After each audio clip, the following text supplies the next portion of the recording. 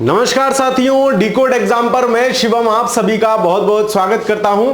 Free mentorship program, free crash course program में आपका ये चल रहा है, जिसमें 151 लेक्चर्स के माध्यम से जो भी मोस्ट इंपॉर्टेंट टॉपिक जीएस के सभी सेगमेंट से हो सकते हैं वो सब आपको अच्छे से कवर कराए जाएंगे। इसका पूरा शेड्यूल, किस दिन कौन सी क्लास होगी, किस विषय की होगी, आपको पहले ही दिया जा चुका है। अगर आपके पास वो नहीं है तो आप डिकोड एग्जाम के टेलीग्राम चैनल पर पिन्ड मैसेज में जाकर उसको देख सकते हैं। इसको आपको यूटिलाइज कैसे करना है, आप डेली का वो जो टॉपिक है उसको आराम से अपने नोट्स से, कहीं और से, जो भी आपके स्रोत हैं वहां से पढ़ के आइए, घटना चक्र से उसके प्रश्न सॉल्व कर लीजिए, फिर शाम को यहां आइए, यहां आराम से क्लास देखिए।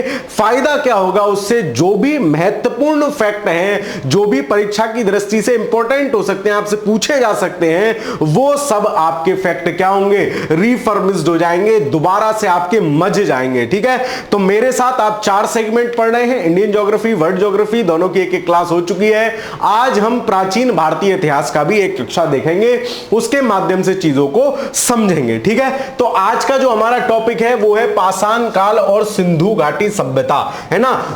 जहां से हम इतिहास पढ़ना शुरू करते हैं तो पाषाण काल से पढ़ना शुरू करते हैं। पाषाण काल और सिंधु घाटी सभ्यता या सिंधु सभ्यता, दोनों टॉपिक आज हम 1-1.25 घंटे के अंदर अपने समाप्त कर लेंगे, है ना। इस क्लास की खास बात क्या होती है, जो भी फैक्चुअल इंफॉर्मेशन है ना वो आपको क्लास में याद हो जाएगी, बिंदास तरीके से, बढ़िया तरीके से एंजॉय करोगे 1-1.5 घंटे, है ना।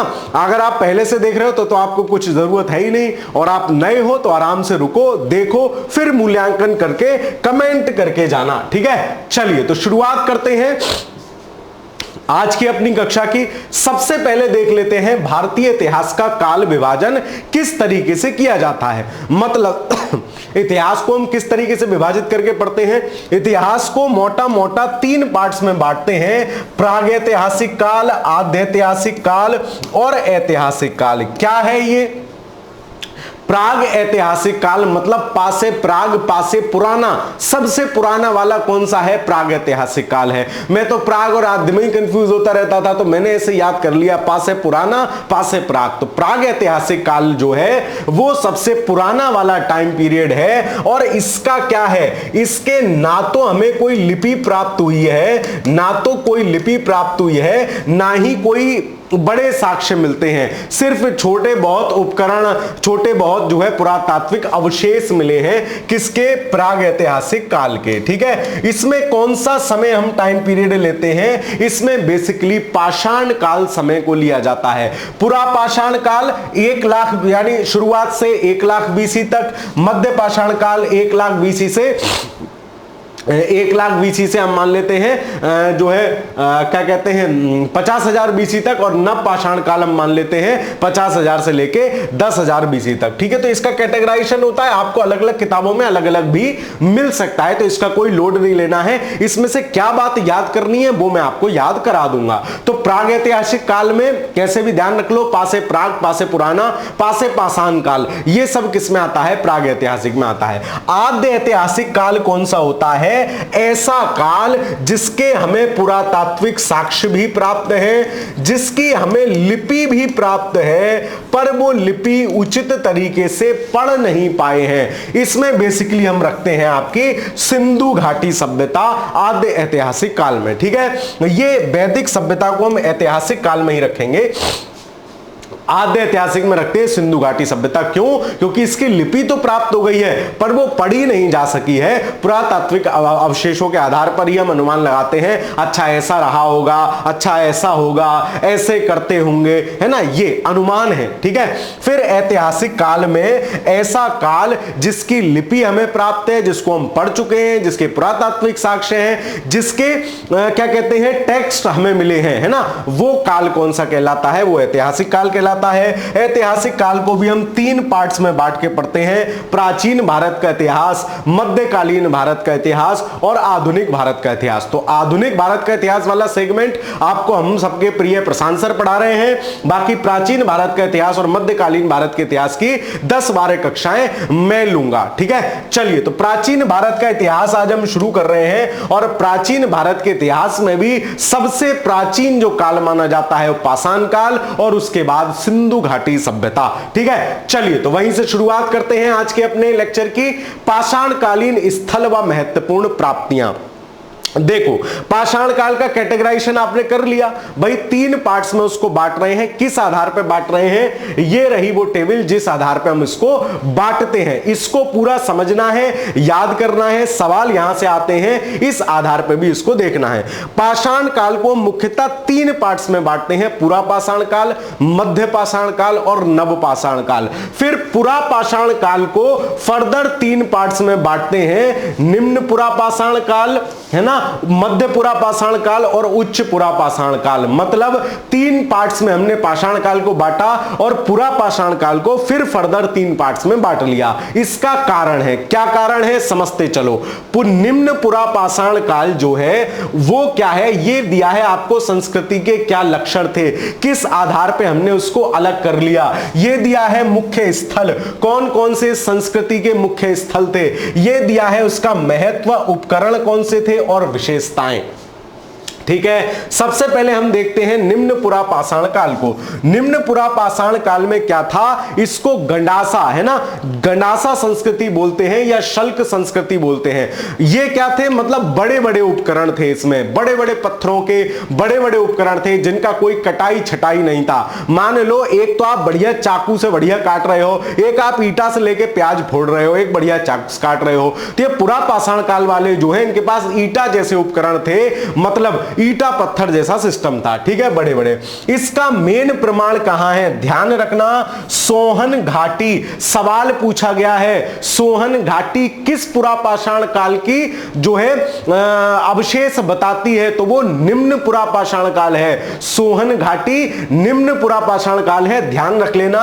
सोहन, सिंगरौली और नर्मदा घाटी, इन 3 घाटियों को या इन 3 सभ्यताओं के आसपास के, इन 3 के आसपास के जो अवशेष मिले हैं, सोहन घाटी, सिंगरौली घाटी और नर्मदा घाटी। सिंगरौली पड़ता है आपका पूर्वी उत्तर प्रदेश के आसपास, सोहन घाटी जो है वो आपकी क्या कहते हैं सिंधु की सहायक है, और नर्मदा घाटी मध्य भारत में पड़ती है। मतलब एक बड़े एरिया में क्या था, पाषाण, निम्न पुरा पाषाण काल का प्रभाव था। पंजाब, कश्मीर, कर्नाटक, आंध्र प्रदेश तक भी इसके स्थल मिलते हैं। सोहन घाटी को याद रखना, निम्न पुरा पाषाण काल है, इसको नहीं भूलना है। ठीक है, चलिए, जैसे सोहन घाटी को मैंने कैसे याद कर लिया था, सोहन को कनेक्ट किया था सोन पापड़ी से। रिश्तेदारों में क्या होता है, सोन पापड़ी सबसे इधर से उधर घूमती रहती है, तो बोले भाई साहब निम्न, सबसे निम्न कोटि की मिठाई है सोन पापड़ी। तो निम्न पुरा पाषाण काल से है सोहन घाटी, इसको याद रख लेना। और सोहन याद रखोगे तो साथ से ही सिंगरौली है, ये याद रखना। हस्त कुठार, वही गंडासा, हाथ से लेके प्रहार करने वाला तंत्र था। बटिकाश्म उपकरण थे, मतलब जो है बड़े बड़े पत्थर के उपकरण थे। इसमें अस्थि अवशेष भी मिलते हैं नर्मदा घाटी से, मतलब कुछ विशेष प्रकार के मनुष्य, नॉट एज इट इज थे। ठीक है, चलिए फिर आ जाते हैं मध्य पुरा पाषाण काल पे। ये क्या है, ये फलक संस्कृति है ना। फलक तक चल साथ मेरे वाली फलक नहीं है। फलक मतलब जैसे मान लो कोई मोटा पत्थर है, उसके हमने टुकड़े कर लिए, स्लाइस कर लिए, है ना, तो स्लाइस हो गए, फलक हो गया वो, है ना। अब जो है हमने इतना सीख लिया कि हम फलक करके जो है पत्थरों के, उसको औजार की तरह से यूज करने लग गए, इसलिए फलक संस्कृति बोला। तो फलक संस्कृति कौन सी है, मध्य पुरा पाषाण काल वाली है। इसके प्रमुख जो है वो कौन से हैं, नेवासा महाराष्ट्र, डीडवाना राजस्थान। ये पूछे जाते हैं, मैचिंग करने को दे देगा। नेवासा कहां है, महाराष्ट्र में है। डीडवाना कहां है, राजस्थान में है। Bhimbetka, the one and only, बहुत फेमस स्थान है। तो भीमबेटका भी किस युग के प्रमाण मिलते हैं, हैं भीमबेटका से, मध्यपुरा पाषाण काल। बिल्कुल कंसंट्रेट करके सुनना दिमाग, और चाहो तो ये टेबल कई बार देख लेना ताकि आपकी कॉन्सेप्ट बिल्कुल क्लियर हो जाएंगे, चीजें याद आ जाएंगी। एक स्थल मिलता है पुरुलिया जो पश्चिम बंगाल का है, ठीक है। फिर इसके फलक संस्कृति, तो फलक है, भेदनी है, खुरचनी। खुरचनी नहीं समझते हो? अरे थोड़ा बहुत देहात से भी कनेक्शन रखा करो। खुरचनी होती है जिससे खुरचा जाता है, वो खुरचनी। और भीमबेटका में गुफा चित्रकारी मिलती है, गुफाओं में चित्र बने हुए मिले हैं भीमबेटका में, ठीक है। मतलब मध्यपुरा पाषाण काल फलक संस्कृति, इसको कह रहे हैं सल्किया गडासा संस्कृति। इससे निम्नपुरा पाषाण का महत्वपूर्ण स्थल है सोहन और सिंगरौली। मध्यपुरा पाषाण का महत्वपूर्ण स्थल है भीमबेटका, नेवासा, डींडवाना। इनको आप याद रखोगे, भूलोगे नहीं। फिर आ जाते हैं उच्च पुरा पाषाण काल। उच्च पुरा पाषाण काल में खुरचनी थोड़ी और बढ़िया हो गई, कन्नी जैसी हो गई, तक्षणी हो गई। मतलब उपकरण थोड़े से क्या हुए और फाइन होने शुरू हो गए, है ना। इसमें कोई बहुत टफ सिस्टम नहीं है भाई, उपकरण फाइन होते जा रहे हैं, उपकरण और अच्छे होते जा रहे हैं। तो ये हो गई खुरचनी या तक्षणी संस्कृति। बेलन घाटी जो है, बेलन घाटी जो है वो उच्च पुरा पाषाण काल से है। याद रखोगे, देखो एक हो गई, सबसे पहले हो गई सोहन घाटी निम्न पुरा पाषाण काल से, सोहन और सिंगरौली। फिर मध्य पुरा पाषाण से हो गया डीडवाना, नेवासा और आपके भीमबेटका। उच्च पुरा पाषाण काल से हो गई बेलन। याद रखो, बढ़िया सा बन गया बेलन, मतलब उच्च पुरा पाषाण काल। अब बढ़िया खुरचनी उर्चनी बननी शुरू हो गई, बेलन भी आ गया। मतलब ऐसा था नहीं, लेकिन बेलन घाटी में आपको याद कराने के लिए कह रहा हूं। प्रारंभिक होमोसेपियंस के साक्ष्य जो है यहां से मिलते हैं। मानव की हड्डी के उपकरण भी मिलते हैं, मतलब मानव पशु इनकी हड्डियों के उपकरण भी मिलते हैं, सूजा ऊजा मिलते हैं हड्डियों के। तो क्या है, अब प्रारंभिक होमोसेपियंस जो है मनुष्य का प्रारंभिक स्वरूप, वो इस उच्च पुरा पाषाण काल में मिलने लगता है। और बेलन नदी घाटी जो है इसकी महत्वपूर्ण बात है। फिर आ जाते हैं मध्य पुरा पाषाण काल पे। ये तीनों हमने देखे पुरा पाषाण काल। अब आ गए मध्य पाषाण काल पे। मध्य पाषाण काल सूक्ष्म पाषाण संस्कृति है। अब पत्थर के छोटे छोटे से औजार बनने लग गए, है ना। अभी छोटे छोटे औजार बनने लग गए पत्थर के, मतलब ऐसी कोई पेंसिल भी पत्थर की होगी, ऐसा मास्टर जैसा रिमोट भी कोई पत्थर का होगा। छोटे छोटे औजार पत्थर के बनने लग गए, है ना। तो इसको सूक्ष्म पाषाण संस्कृति बोला। इसके महत्वपूर्ण स्थल आदमगढ़ है, भीमबेटका जो मध्यपुरा उच्च क्या कहते हैं मध्य निम्न पुरा पाषाण काल का है, वो मध्य पाषाण काल तक चल रहा है। भीमबेटका आगे दोनों मध्य प्रदेश में है। बागौर है राजस्थान में। सराय नाहर राय आपका उत्तर प्रदेश के प्रतापगढ़ में पड़ता है, सराय नाहर राय। तो ये सब स्थल किस समय के हैं, मध्य पाषाण काल के। और मध्य पाषाण काल की विशेषता क्या है, पाषाण के सूक्ष्म उपकरण मिल रहे हैं, छोटे छोटे उपकरण मिल रहे हैं। सूक्ष्म पाषाण, अर्धचंद्राकार उपकरण जैसे हंसिया होती है आपकी उस प्रकृति का, एक धार फलक उपकरण, स्थायी निवास और पशुपालन के साक्ष्य भी। मतलब मध्य पाषाण काल में आके पशुपालन के साक्ष्य मिलने लग गए। अब जो है आदमी पशु पालने लग गया, अब जो है स्थायी निवास हो गया। और स्थायी निवास हो गया मतलब खेती भी यहां आ गई होगी, है ना। चलिए उसके बाद नव पाषाण काल में, अब पहले बड़ा बड़ा पत्थर के उपकरण थे, फिर फलक आए, फिर हमने उनको छोटे खुरचनी जैसे कर लिए। फिर मध्य पाषाण काल में सूक्ष्म पत्थर के उपकरण आ गए। फिर नव पाषाण काल में क्या होगा, उन पे पॉलिश की जाने लगेगी, उनको बढ़िया चिकना करके बेहतरीन करके यूज किया जाने लगेगा। तो नव पाषाण काल की जो संस्कृति के लक्षण हैं वो क्या है, वो है आपका पॉलिश्ड उपकरण। पॉलिश होने लग गई उपकरणों पे। कौन कौन से प्रमुख स्थान है, बुर्ज होम और गुफक कराल, ये पड़ते हैं आपके कश्मीर में। अभी देखेंगे कि इनसे भी क्या क्या मिला है, पिछली स्लाइड में था वो देखेंगे। दमदमा, कोल्डी हवा, ये उत्तर प्रदेश में पड़ता है। कोल्डी हवा और सराय नाहर राय दोनों प्रतापगढ़ के आसपास है। चिरांद बिहार में, पोचमपल्ली तमिलनाडु, मास्की कर्नाटक, है ना। मास्की से किसका अभिलेख मिला है, कमेंट के माध्यम से ये भी बताओगे। तो ये स्थल है। विशेषता आपको इन संस्कृतियों के लक्षण याद होने चाहिए, महत्वपूर्ण इन तीनों के स्थल याद होने चाहिए। सोहन किसकी है, सोहन और सिंगरौली। भाई सोहन पपड़ी बहुत निम्न कोटि की मिठाई है, मतलब निम्न पुरा पाषाण काल। मध्य में आके भीमबेटका, नव में आके बेलन, ठीक है, नया नया बेलन। प्रारंभिक किसी पका हुआ भोजन, पॉलिश उपकरण और पहिया बन गया इस काल में। नव पाषाण काल के मनुष्यों ने पहिया बना लिया। आग का नियमित प्रयोग करने लग गए। आग की खोज तो ऊपर ही हो गई, लेकिन अब भोजन को पका के भी खाने लग गए नव पाषाण काल में। तो पाषाण काल का सवाल आएगा तो इस टेबल से बाहर नहीं जाएगा। मैं आपको 99% गारंटी दे सकता हूं, सवाल पाषाण काल से आएगा तो इस टेबल से बाहर नहीं जाएगा। इसलिए इसको एक दो बार रिपीट करके भी देख लेना जब तक आपको चीजें याद ना हो रही हो, ठीक है। फिर भी सवाल बचेगा तो कहां से आएगा, यहां से आएगा। स्थल और वहां से क्या मिला है ये छोड़ दो, स्थल देखो और वहां से क्या मिला है ये देखो। भीमबेटका बताओ कहां, सर मध्य प्रदेश में है, अभी आपने बताया। और मध्य पुरा पाषाण काल और मध्य पाषाण काल दोनों के साक्ष्य मिल रहे हैं और विशेषतः चित्र मिल रहे हैं। कैसी बात कर रहे हो सर, ऐसा याद हो गया, अब तो मैं भूलूंगी नहीं। सराय नाहर राय और मदहदा, सर उत्तर प्रदेश के स्थल हैं, आपने बताया प्रतापगढ़ के हैं, है ना। और मानव के अस्थि पंजर का पहला अवशेष मिल रहा है सराय नाहर राय से। सवाल पूछा गया है मानव के अस्थि पंजर का प्रथम साक्ष्य किस स्थान से मिलता है, सराय नाहर राय से मिलता है, ठीक है। सवाल पूछा गया है ये। आगे चलते हैं। चौपानी मांडो एक स्थल है मध्य पाषाण काल का, वन्य धान के प्रमाण मिलते हैं। फिर आदमगढ़ और बागौर, याद रखना बागौर और आदमगढ़ से पशुपालन के साक्ष्य मिलते हैं। सवाल पूछा गया है, कैसे याद रखोगे। बागौर मतलब बांध के, पशु कैसे रख रहे हैं, बांध के रख रहे हैं। और क्यों रख रहे हैं, क्योंकि आदम लोग हैं। ऐसे याद कर लेना कि पशु कैसे रख रहे हैं, बागौर बांध के रख रहे हैं। और आदम लोग हैं, आदम लोग हैं इसलिए पशुओं को बांध के रख रहे हैं। तो पशुपालन के प्राचीनतम साक्ष्य कहां से मिले हैं, आपके आदमगढ़ और बागौर से, ठीक है। और आदमगढ़ और बागौर कहां है, बागौर हमने देखा था आपका राजस्थान में है और आदमगढ़ आपका मध्य प्रदेश में है, ठीक है। चलिए कोल्डी हवा कोल्डी हवा कहां है, आपका उत्तर प्रदेश में पड़ता है। और माना जा रहा है वर्तमान समय के नए साक्ष्यों के आधार पर कि यहां से अब सबसे पुराना कृषि साक्ष्य मिला है। ध्यान कैसे रखोगे, कोल्डी हवा को कनेक्ट करो कोल्ड स्टोर से। कोल्डी हवा बोले कोल्ड हवा है मतलब कोल्ड स्टोर है। और कोल्ड स्टोर में क्या स्टोर करके रखेंगे, सर धान वान स्टोर करके रखते हैं। लो भाई, सबसे पहले सावल के साक्ष्य कहां से मिल रहे हैं, कोल्डी हवा से मिल रहे हैं। याद की तो ऐसी की तैसी, मैं कहता हूं वीडियो 2-3 बार देख लिया करो, छप जाएंगे दिमाग में, पढ़ने की भी जरूरत नहीं है। पेपर में ऑटोमेटिक मेमोरी रिपीट होगी, है ना।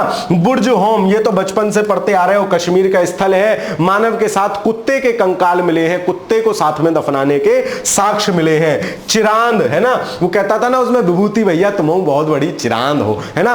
कौन, हप्पूलाल कहते थे। तो चिरांद क्या है, मतलब चिरांद कहते किसी गंदी सी बेकार सी चीज को, है ना, खामा उंगलियां करने वाला आइटम। तो यहां से क्या मिला है, पशु हड्डी तथा हिरण के सींग। पशुओं की हड्डी मिली है, मतलब चिरान सी आती होगी, स्मेल सी आती होगी, पशुओं को जलाया वलाया, मान लो ऐसा है नहीं, मैं याद करने के लिए बता रहा हूं। चिरान से क्या है, पशु हड्डी मिल रही है। फिर संगन कल्लू और पिकली हाल से क्या मिला है, संगन कल्लू से राख का टीला मिला है। सब सवाल है ये, PYQ है पूछे गए। संगन कल्लू से मिलता है राख का टीला, कैसे ध्यान रखोगे, संगन कल्लू बोले सारा का सारा कल्लू है, बोले क्यों, बोले राख है, राख है तो राख तो काली होती है, तो सारा का सारा काला है, ठीक है। सब स्थल भीमबेटका से, भीमबेटका चित्र मैंने आपको बताया। सराय नाहर राय मदहदा से क्या मिला है, सराय नाहर राय से मदहदा से मानव का पहला अस्थि पंजर का साक्ष्य मिला है। सवाल पूछा गया है। चौपानी मांडो से बन्ने धान मिले हैं, ये नहीं पूछा है। आदमगढ़ और बागौर से पूछा गया है, पशुपालन के साक्ष्य मिलते हैं, मैंने बताया।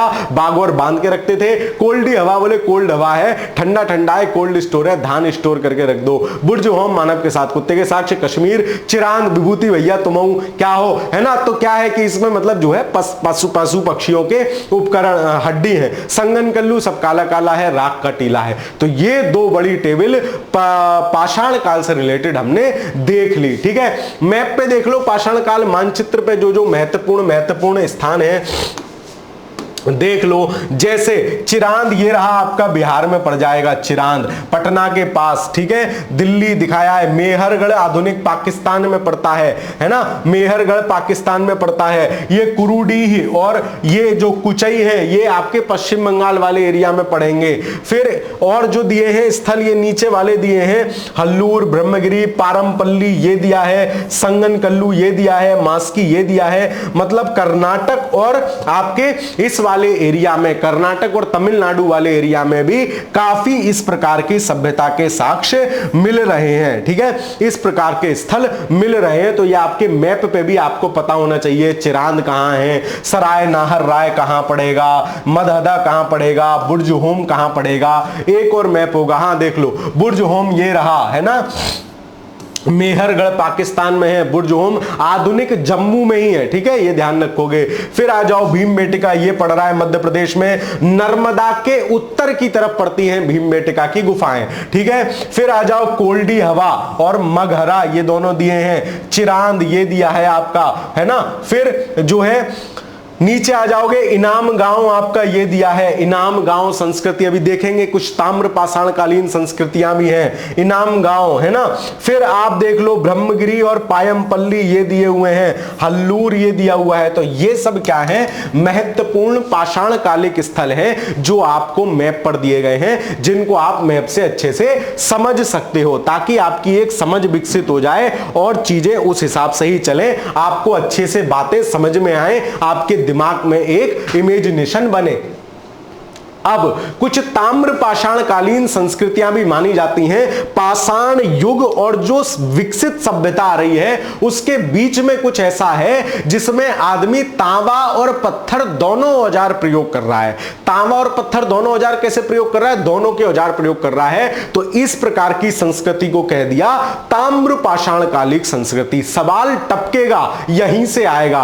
क्लास के बाहर सवाल बहुत मुश्किल है, अगर इन टॉपिक से सवाल आए तो क्लास के बाहर, क्योंकि पूरा प्रयास किया गया है कि जो भी महत्वपूर्ण फैक्ट है वो इस क्लास के माध्यम से आपको डिलीवर कर दिया जाए। फॉर एग्जांपल, इस काल में मनुष्य पत्थर और तांबे के उपकरण और औजारों का प्रयोग करने लगा था, इसी कारण इस काल को ताम्र पाषाण काल कहा गया है। क्यों कहा गया है, क्योंकि पत्थर और तांबे के यूज हो रहे हैं। और ध्यान रखना, मनुष्य द्वारा प्रयोग की गई पहली धातु मानी जाती है तांबा, है ना। माना जाता है कि सबसे पहले मनुष्य ने जो धातु प्रयोग की वो तांबा थी। ताम्र पाषाणकालीन संस्कृतियां कृषक ग्रामीण संस्कृतियां थी, बेसिकली ग्रामीण संस्कृतियां थी। मनुष्य द्वारा लगभग 5000 वर्ष पूर्व जिस धातु का प्रयोग किया गया वह तांबा थी। सबसे पहली धातु जो मानव यूज कर रहा है वो तांबा थी। इस काल की प्रमुख संस्कृतियां निम्नलिखित हैं। पूछा जाएगा, एक सवाल मुझे पता नहीं क्यों कर रहा है कि इन संस्कृतियों को उत्तर से दक्षिण लगाने को दे दे, जिसको नहीं पता कर नहीं पाएगा। बनास या बनास संस्कृति पड़ती है एक, ये गई आपकी बनास संस्कृति। अहाड़ तामबंती इसके स्थान थे, ये राजस्थान में पड़ती है। ये जो रेड वाली दी है ना, मैंने मार्क कर दिया रेड रेड, आहार कल्चर या इसको बनास संस्कृति कहा गया है ना। आहार या बनास संस्कृति, बनास नदी के किनारे आहार संस्कृति राजस्थान में है। इसके प्रमुख स्थल हैं आहाड़ और तामबंती, कहां पड़ती है, राजस्थान। यही मैचिंग करने को आ जाए ना तो बहुतों से ना हो।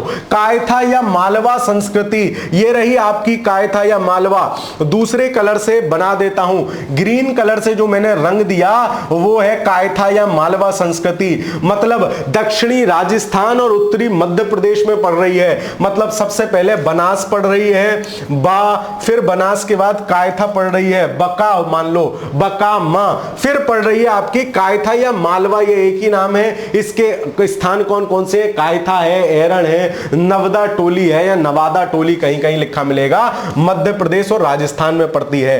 तीसरी पड़ती है बड़ी संस्कृति जोरवे कल्चर। ये देख लो जो पीले कलर से मास्टर ने रंग दिया, ये है जोरवे कल्चर। ये कहां, ये आपकी महाराष्ट्र मध्य प्रदेश इन सब में पड़ रही है जोरवे, मुख्यतः महाराष्ट्र में। इसके प्रमुख स्थल कौन से हैं, निवासा भी पीछे भी देखा था मध्य पाषाण काल में। दाइमाबाद, दाइमाबाद से सिंधु संस्कृति के भी अवशेष मिले हैं, अभी देखेंगे। और इनाम गांव है ना, ये संस्कृति है जोरवे।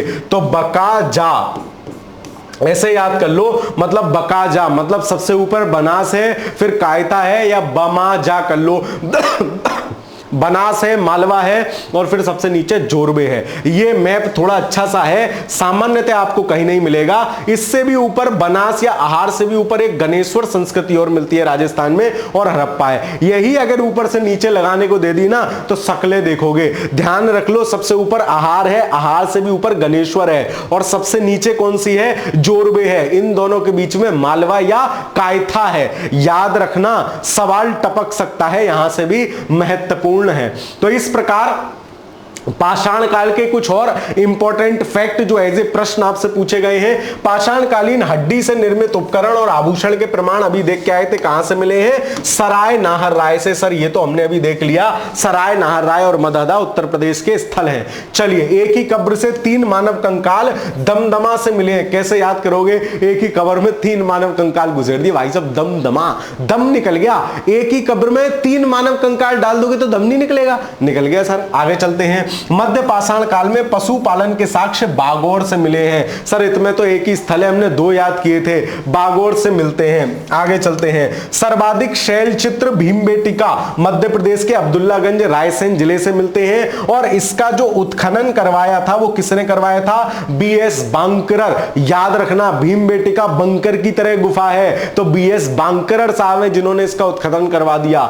भारतीय पुरातत्व का जनक अलेक्जेंडर कनिंघम महोदय को कहा जाता है, क्योंकि इन्होंने ही सबसे पहले ये कार्य शुरू कराया था। इंदिरा गांधी राष्ट्रीय मानव संग्रहालय कहां है? भोपाल में है। 3 बार ये सवाल पूछा गया है। इंदिरा गांधी राष्ट्रीय मानव संग्रहालय या राष्ट्रीय मानव संग्रहालय कहां है? आपके भोपाल मध्य प्रदेश में है, जहां मानव विकास, मानव सभ्यता से रिलेटेड विभिन्न जो है संस्कृतियां, विभिन्न तौर तरीके, विभिन्न उसके उपकरण इत्यादि रखे हुए हैं एज ए दर्शनीय स्थल। ठीक है, तो ये आपका यहां पाषाण काल खत्म होता है। पाषाण काल से रिलेटेड जो भी महत्वपूर्ण फैक्ट हो सकते थे, जो भी महत्वपूर्ण चीजें हो सकती थी याद करने वाली, वो सब मैंने आपको करा दी, समझा दी, याद करा दी। चलते हैं आगे सिंधु सभ्यता पर।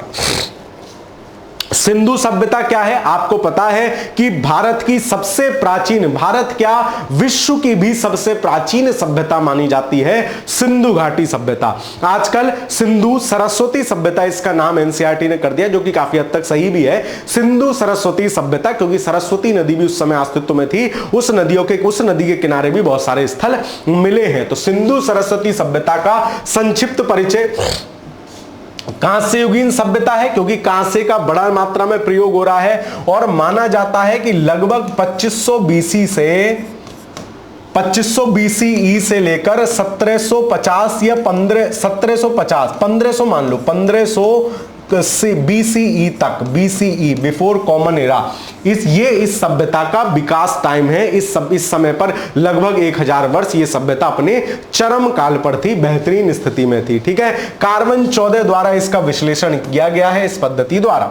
चलिए, विस्तार इसका कहां से कहां तक मिलता है? सबसे त्रिकोणीय इसका एरिया माना जाता है, इस तरीके से था त्रिकोणीय, ऐसे करके, है ना।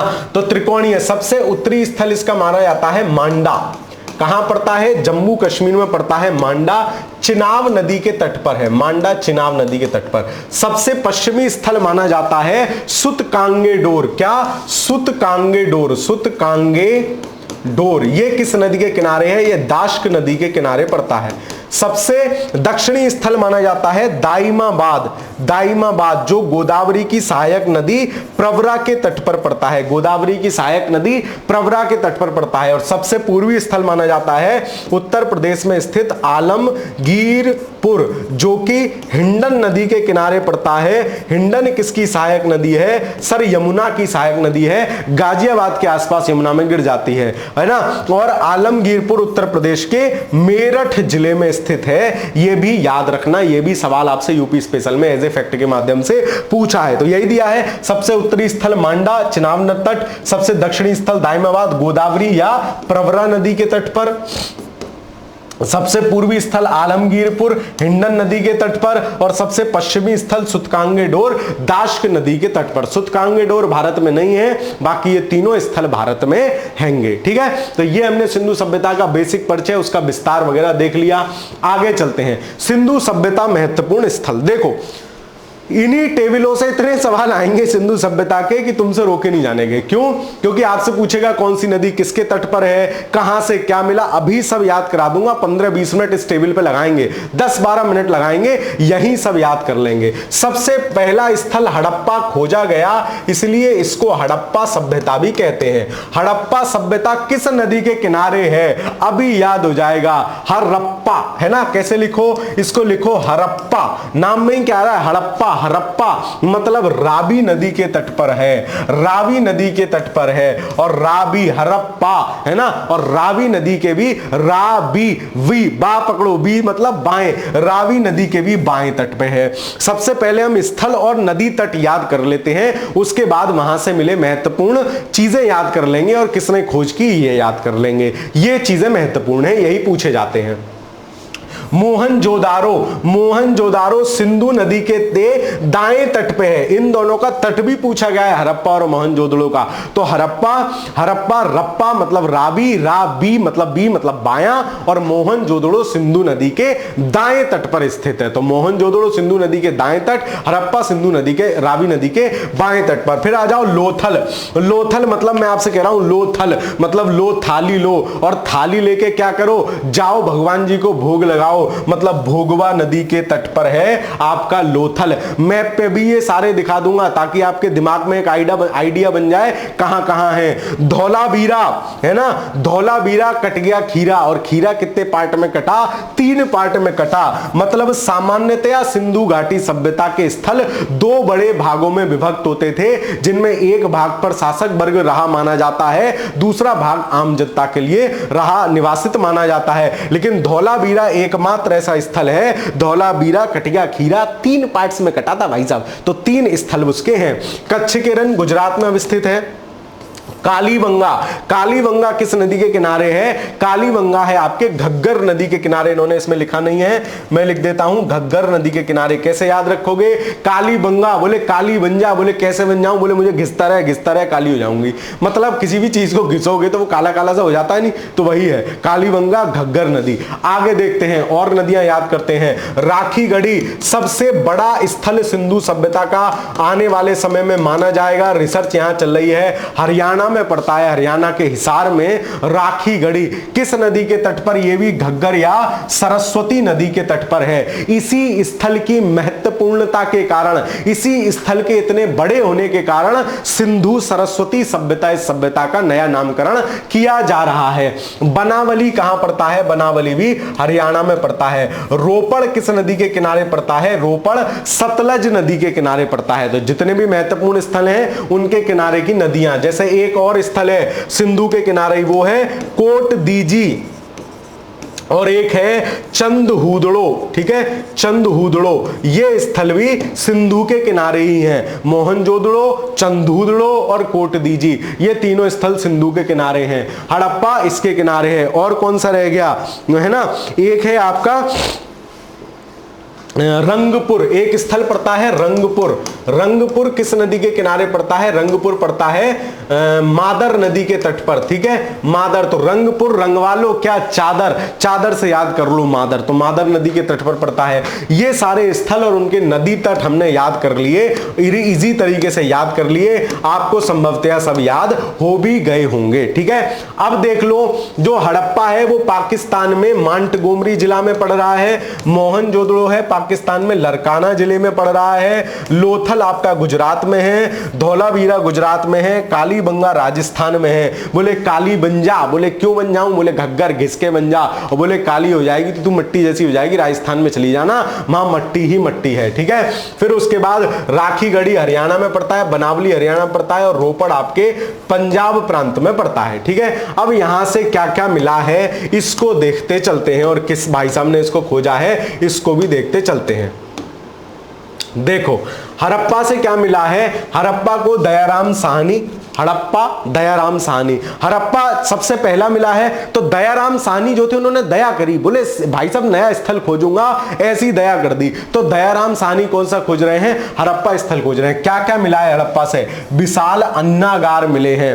हड़प्पा, हड़प्पा से हप्पा भी कहते हैं बच्चों के लिए, हप्पा कहते हैं खाने को कि बेटा हप्पा खा ले, हप्पा मतलब अन्न, सारी चीजें हलवे की तरह याद करा दूंगा, क्लास में बैठा करो बस आके। हड़प्पा मतलब हप्पा और हप्पा मतलब अन्न। तो बड़ा अन्नागार कहां से मिला है? सबसे बड़ा हड़प्पा से मिला है। उसके बाद R37 समाधान, मतलब हड़प्पा ज्यादा हप्पा खा लिया, 37 आदमी मर गए, मतलब 37 लोग एक साथ दफनाए हुए हैं, तो R37 उसका नाम दे दिया है। नृत्य मुद्रा का खंडित धड़, कोई दिक्कत नहीं है। आयताकार मुद्रा पर स्त्री के गर्भ से निकलता हुआ पौधा, है ना, तो स्त्री जिसको उर्वरता की देवी माना गया है, स्त्री के गर्भ से निकलता हुआ पौधा, वो भी आपका हड़प्पा से मिला हुआ है। तो हड़प्पा स्त्री के गर्भ से निकलता हुआ पौधा मतलब उर्वरता की देवी, मतलब हप्पा, तो हड़प्पा और बड़े बड़े अन्नागार कहां से मिले? हड़प्पा से। और R37 ज्यादा हप्पा खा लिया, ज्यादा खाना खा लिया, 37 आदमी मर गए। आगे चलो, मोहनजोदड़ो, भाई साहब मोहन नाम का एक लड़का है, अमीर आदमी है,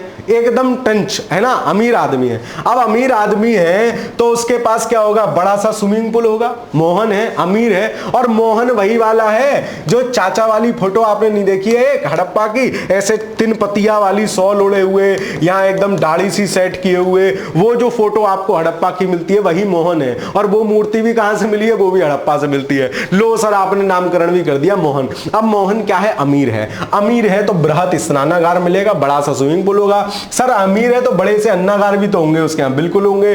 और अमीर है तो अमीर, आपने पुरानी पिक्चरों में देखे होंगे, नर्तकियां डांस कराने का उन्हें शौक होता है ना, तो नर्तकी की कांस्य मूर्ति भी कहां से मिल रही है? अमीर आदमी के पास से ही मिल रही है। मूर्तियां ही बनवा ली इसने नर्तकियों की। एक मुद्रा पर पद्मासन की संख्या में विराजमान योगी का चित्र, वही पशुपतिनाथ या योगी का चित्र। तो भाई साहब मुद्राएं भी इसके पास सबसे ज्यादा है, तो सबसे ज्यादा मुद्राएं मिली हैं। और सूती वस्त्र पहनता है एकदम बढ़िया से, मतलब सूती वस्त्र के साक्ष्य भी यहां से मिले हैं, है ना, और तमाम मुद्राएं यहां से मिली है। तो ये सब मोहन के आसपास से मिला है। चलो, लोथल से क्या मिला है?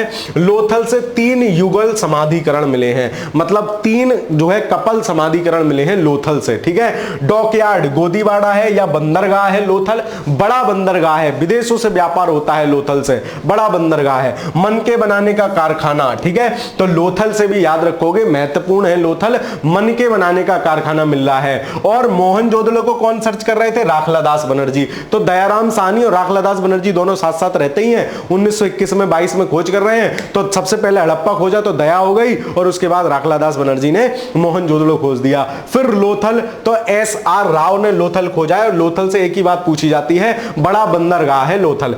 धौलावीरा कच्छ के रन में है, और धौलावीरा बिस्ट, RS बिस्ट, बिस्ट विशेष स्थल है धौलावीरा, इसीलिए यूनेस्को की विश्व विरासत सूची में भी शामिल है धौलावीरा। बिस्ट विशेष स्थल है। और क्यों विशेष है? सर अभी आपने बताया, धौलावीरा कटकिया खीरा 3 भाग में विभाजित है।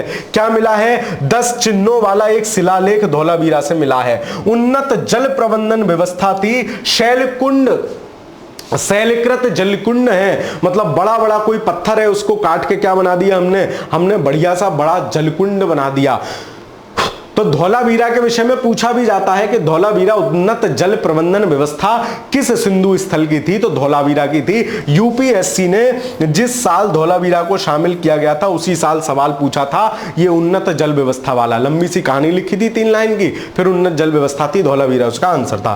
कालीबंगा से क्या मिला है? कालीबंगा लाल और थापड़, ठीक है। बीवी को बार बार कह रहा है काली बंजा, काली बंजा, काली बंजा, बोले घिसके बंजा।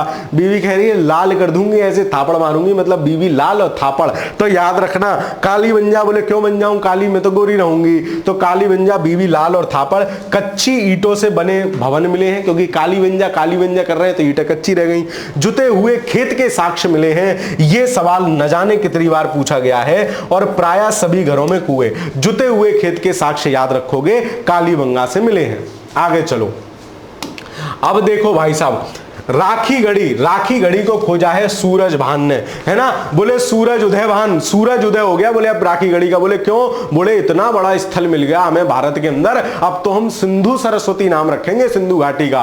भारत के अंदर सबसे बड़ा स्थल मिल रहा है राखी गढ़ी, अभी भी उत्खनन चल रहा है वहां का, तो सूरज उदय हो गया, सिंधु घाटी का सूरज उदय हो गया। सूरज भान चचा ने उत्खनन किया है। भारत में स्थित सबसे बड़ा सैंधव स्थल है कौन सा? राखी गढ़ी। बनावली, बना के बेच रहे हैं। यहां से क्या बना के बेच रहे हैं? मिट्टी के हल। देखो, पक्की मिट्टी की बनी हल की प्रतिकृति, मतलब इससे सिद्ध होता है कि सिंधु घाटी के लोग खेती करने में हल का भी यूज करते थे। खिलौने अपने आप थोड़ी ना बना लेंगे। आज ट्रैक्टर गाड़ी आते हैं बच्चों के खिलौने, तो ट्रैक्टर और गाड़ी है ना, इसलिए खिलौने आ रहे हैं। ऐसे ही यहां का सिस्टम था।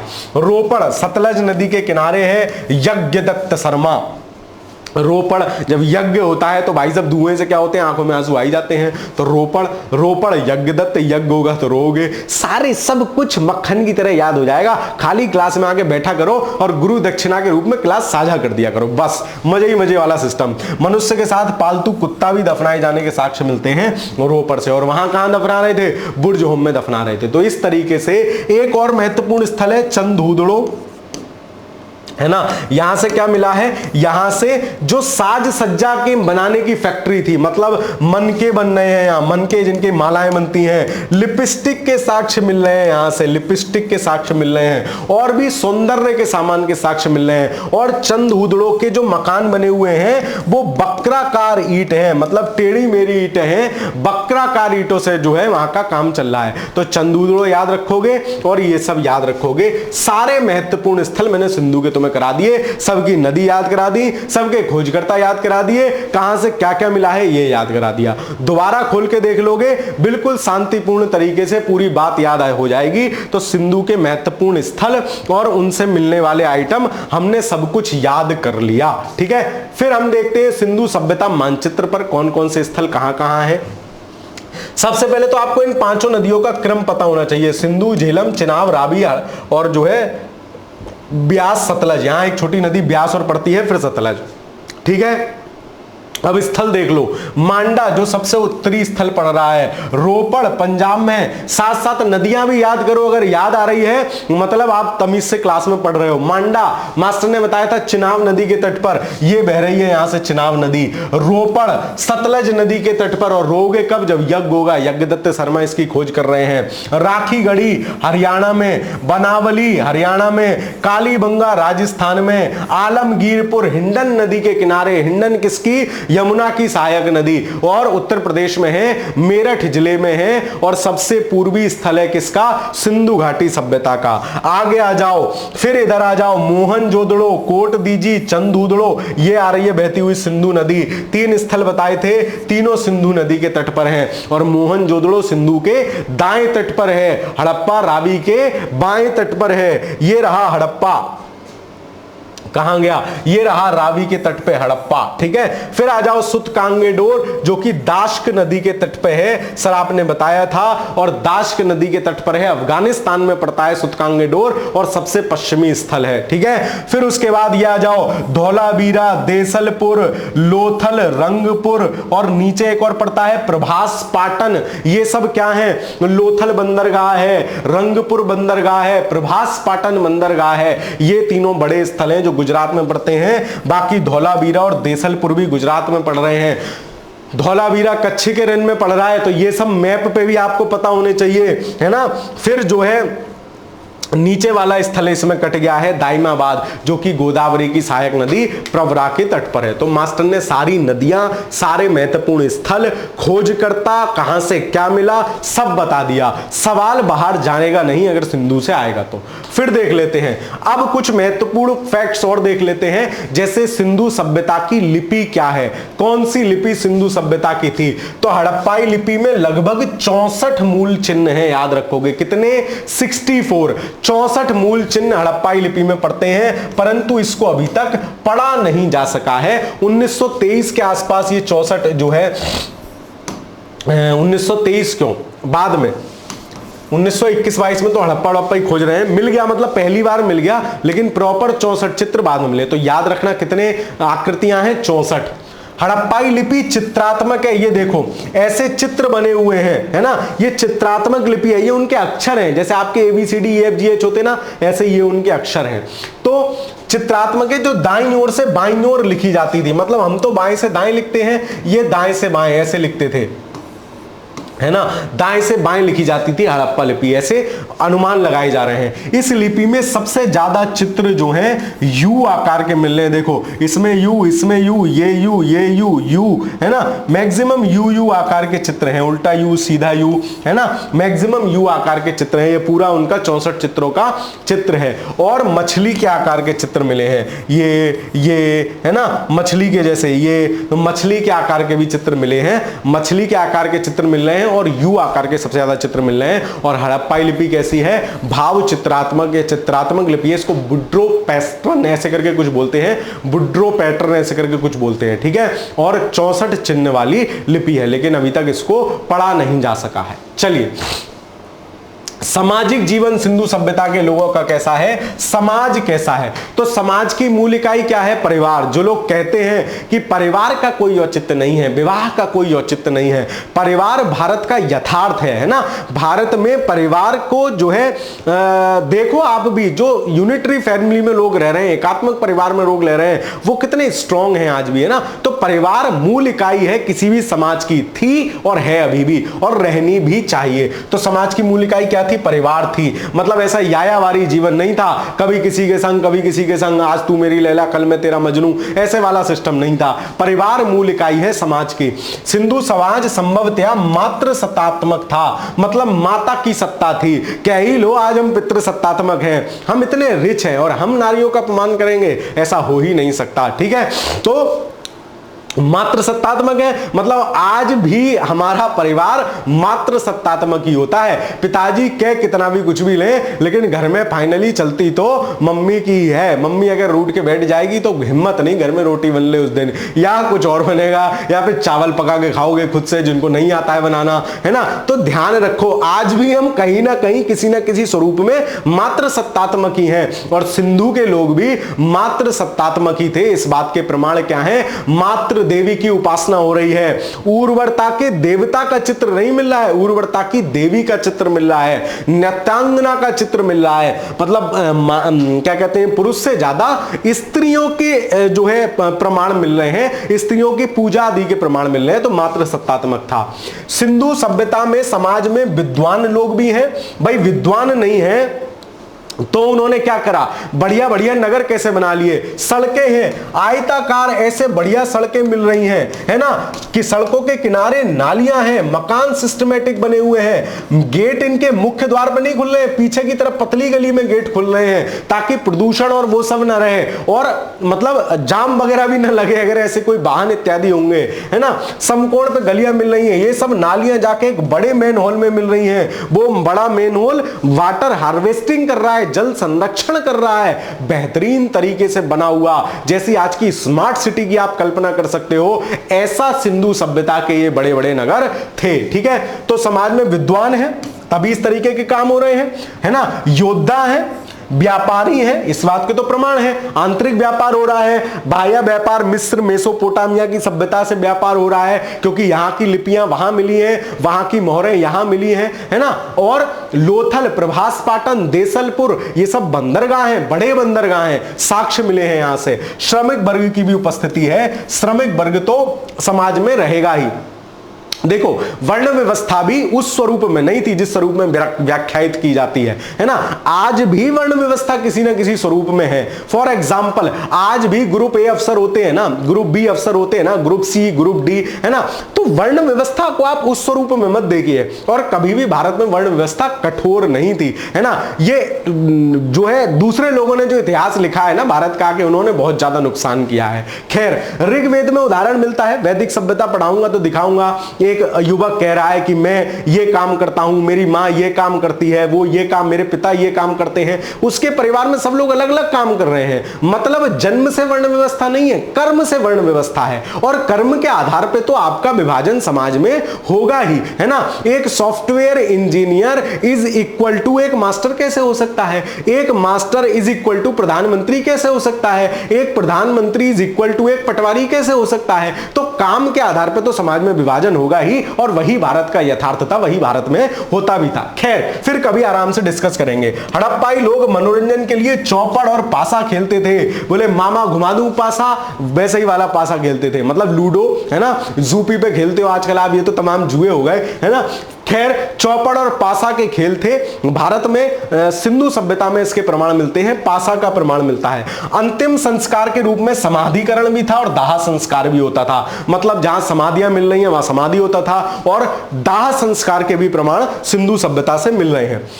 हड़प्पाई लोग गणित जानते थे तभी तो ये ज्यामितीय आकार की सड़कें बना ली, मकान नाप के बना लिए, ईटा नाप के बना ली, मापतोल की प्रणाली थी, गणित जानते थे। धातु निर्माण जानते थे तभी तो इतने बढ़िया बढ़िया अस्त्र शस्त्र उनके पास थोड़े बहुत मिले हैं, लेकिन बाट का सिस्टम इत्यादि इत्यादि सब था। मापतोल प्रणाली तो थी ही, ग्रह नक्षत्र देखना भी जानते थे, है ना, मौसम विज्ञान की भी जानकारी इत्यादि भली भांति परिचित थी। अगर सिंधु की लिपि पढ़ ली जाए तो बहुत सारे जो उसमें से बहुत सारा क्या है उसका क्लियरेंस हो जाएगा कि आखिर क्यों है। हो सकता है कि सिंधु सभ्यता में कुछ बड़े राज छिपे हुए हों, है ना, कुछ लिपि पढ़ भी ली गई हो, लेकिन उनको षड्यंत्रकारी तरीके से ना भारत के समक्ष लाया गया हो। खैर ये सब शोध के विषय हैं। फिर सिंधु सभ्यता का आर्थिक जीवन क्या था?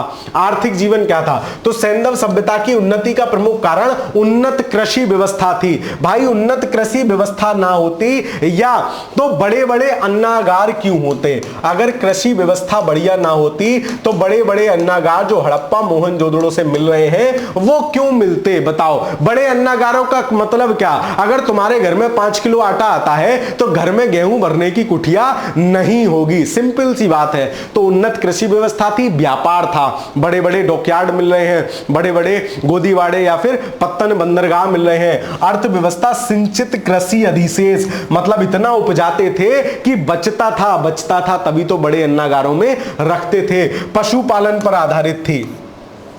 सैंधव सभ्यता का व्यापार न केवल सिंधु क्षेत्र तक सीमित था बल्कि मिस्र, है ना, मिस्र, मेसोपोटामिया और मध्य एशिया से भी व्यापार होता था। यह बात किस आधार पर कह रहे हैं कि इस बात का प्रमाण सैंधव सभ्यता के प्रमुख बंदरगाह हैं और बंदरगाह के साथ साथ यहां पे वहां की मोहरें मिली हैं और वहां पे यहां की मोहरें मिली हैं। ये सब इस बात के प्रमाण हैं। ठीक है, ये कौन कौन से हैं? सुरकोटदा, प्रभास पाटन, लोथल, रंगपुर, ये गुजरात के हैं तीनों। सुरकोटदा अलग पड़ता है। हड़प्पा में माप की दशमलव प्रणाली थी, माप तोल की इकाई 16 गुना में होती थी। ठीक है, हमने देख लिया था पहले भी। हड़प्पा के लोग गेहूं, जौ, राई, मटर, तिल, सरसों, कपास सब चीज से परिचित थे यार। बेहतरीन समाज था। सिर्फ इस पे शोध की आवश्यकता है, अनुसंधान की आवश्यकता है कि एग्जैक्टली हमारा एंशंट क्या था, है ना। फिर आ जाओ नीचे। कृषि उन्नति के साथ साथ पशुपालन में भी दक्ष थे। पशुओं में कुबड़ वाला बैल, इसके तो कुबड़ वाला बैल माना जाता है काफी पवित्र था। एक श्रृंगी पशु मिलता है जिसकी मोहर पर आकृति मिलती है। हाथी, भैंस, कुत्ता ये सब मिल रहे हैं। एक पशु जो सिंधु से जिसके साक्ष्य नहीं मिल रहे हैं वो है आपका घोड़ा, दूसरा है शेर। घोड़ा याद रखोगे, घोड़ा सिंधु सभ्यता के घोड़ा के साक्ष्य नहीं मिल रहे हैं। ये अभी तक एक राज का रहस्य का विषय है और इस पे यूपीएससी ने और पीसीएस ने दोनों ने सवाल पूछा है। घोड़ा देके आपको कंफ्यूज करेगा, इस वाले स्टेटमेंट को काट देना है। सिंधु सभ्यता का राजनीतिक और धार्मिक जीवन। विभिन्न विद्वानों का मत है कि सिंधु सभ्यता के लोगों का शासन संभवतः जनतंत्रात्मक था जिसमें धर्म की महत्ता थी। और धर्म का मतलब ये धर्म नहीं कि आप जो है जाके जो है धूपबत्ती जला के कर रहे हो या फिर जो है बैठ के जो है क्या कहते हैं कुरान का पाठ कर रहे हो, है ना, या जो है बाइबल का पाठ कर रहे हो, नमाज अदा कर रहे हो। ये सब धर्म नहीं है। धर्म क्या था? जो धारण करने योग्य हो।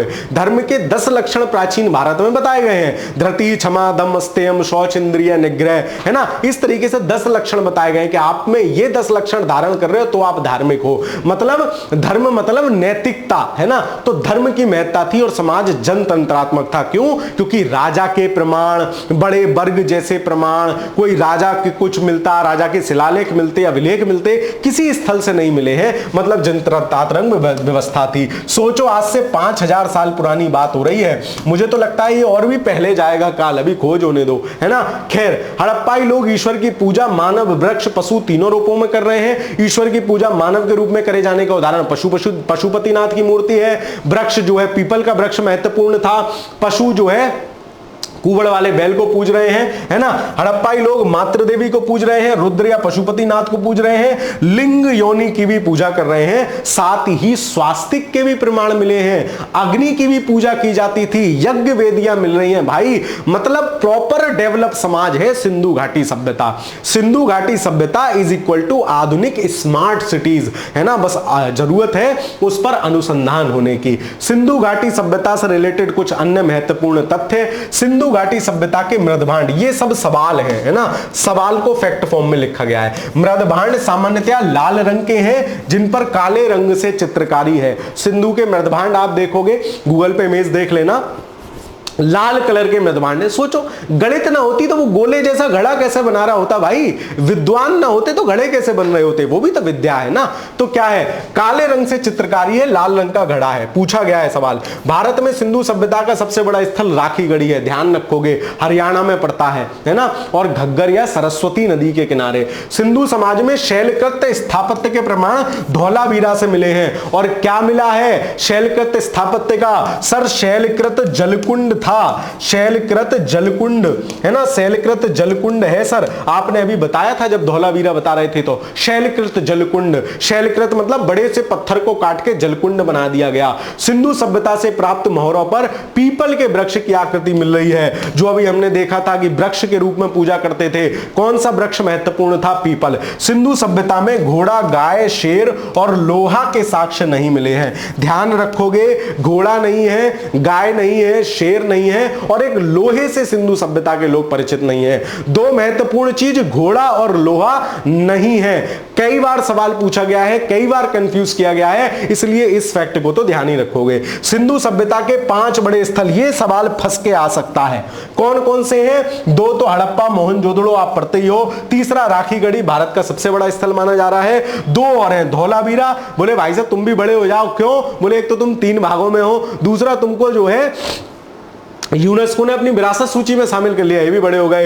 एक और है गनेरी वाला, है ना, ये ऐसा लग रहा है कोई गाली सी हो, खैर गनेरी वाला तो अब आपको याद रहेगी, गनेरी वाला, गनेरी वाला। अपने मन में इमेजिन कर लो, मास्टर कौन सी दे सकता है, मास्टर नहीं देता है, आप अपने मन में इमेजिन कर लो, आप दे सकते हो, याद कर लो यार, गाली गप्पाड़ कैसे भी चीज याद हो रही हो, बस याद हो रही हो। 5 बड़े स्थल, हड़प्पा, मोहनजोदड़ो, राखीगढ़ी, धौलावीरा और गनेरी वाला, ठीक है, तो 5 बड़े ये महत्वपूर्ण स्थल हो गए। तो इस प्रकार हमने पूरा सिंधु और पाषाण पढ़ लिया। जो भी महत्वपूर्ण फैक्ट हो सकते थे मैं एक बार 5 मिनट में आपको फटाफट से रिवाइज करा देता हूं। हमने देखा सबसे पहले काल विभाजन, प्राग ऐतिहासिक जिसकी लिपि प्राप्त नहीं है, पाषाण काल, आद्य ऐतिहासिक जिसकी लिपि प्राप्त है पढ़ी नहीं जा सकती, ऐतिहासिक मतलब जिसका सब कुछ प्राप्त है, सब कुछ देख सकते हैं, ठीक है। फिर हमने देख लिया इनका विभाजन, कहां से क्या क्या मिला है, भीमबेटका से गुफा चित्र मिल रहे हैं, सराय नाहर राय से क्या मिल रहा है, मानव का अस्थि पंजर, आदमगढ़ और बागौर से जो है राजस्थान में, यहां से मिल रहा है आपका पशुपालन के साक्ष्य, कोल्डी हवा, कोल्ड हवा आने दे भाई, धान के साक्ष्य, बुर्जोम मानव के साथ कुत्ता, चिरांद जो है पशु पक्षियों की जो है हड्डी, पशुओं की हड्डी, संगन कल्लू, राग का टीला, ये हमने देख लिया। ये ध्यान रखना सोहन और सिंगरौली घाटी जो है निम्न पुरापाषाण काल की है, सोन पपड़ी निम्न चीज है, याद कराई थी। नेवासा डीडवाना और भीमबेटका मध्य पुरापाषाण काल है और पुरापाषाण काल में भी है। बेलन जो है वो नव पुरापाषाण काल है, बोले नव आ गया बेलन आ गया, ठीक है। चलो फिर उसके बाद ये स्थल हमने मैप पे देख लिए थे। फिर पत्थर और तांबे का यूज हो रहा था इसलिए ताम्रपाषाण काल आ गया। इसकी भी 3 संस्कृतियां थी। बनास सबसे ऊपर पड़ती है, हड़प्पा के बाद गणेश्वर राजस्थान में, गणेश्वर के बाद बनास पड़ती है, ये भी राजस्थान में। फिर पड़ती है आहार संस्कृति, ये पड़ती है आपकी मध्य प्रदेश में।